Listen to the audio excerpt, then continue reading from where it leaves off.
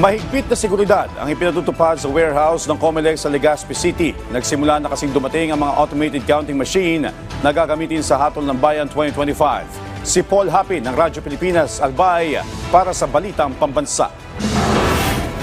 Todo higpit na ang Philippine National Police at Armed Forces of the Philippines sa warehouse na ito ng Commission on Elections sa Legazpi City.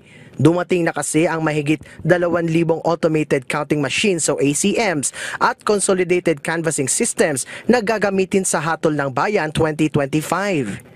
Yung Police Regional Office 5 ay very committed na i-secure ang ating mga ACM at CCS dahil ito yung pag-asa natin na magkaroon ng credible election ngayong May. So ito po ay binabantayan hindi lang ng private security company ng F2, bagkus dinagdagan po ito ng Legazpi City Police Station ng personnel na magbabantay 24/7. Paglilinaw ng Comelec Bicol, hihintayin muna nila na makumpleto ang 5,097 na ACMs bago nila ito ipadala sa mga munisipyo at probinsya sa rehiyon. At para walang maging aberya sa mismong halalan, may mahigit 1,000 ACMs na backup units na ipapadala sa Bicol.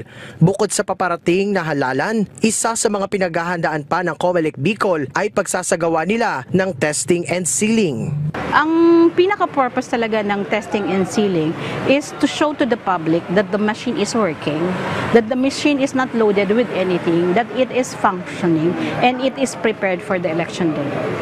Sa ngayon, hinihintay na lamang ng Comelec ang pagdating ng mga balota at mga eleksyon paraphernalia na gagamitin sa halalan. Mula sa Radyo Pilipinas Albay, Paul Lapin para sa Balitang Pambansa.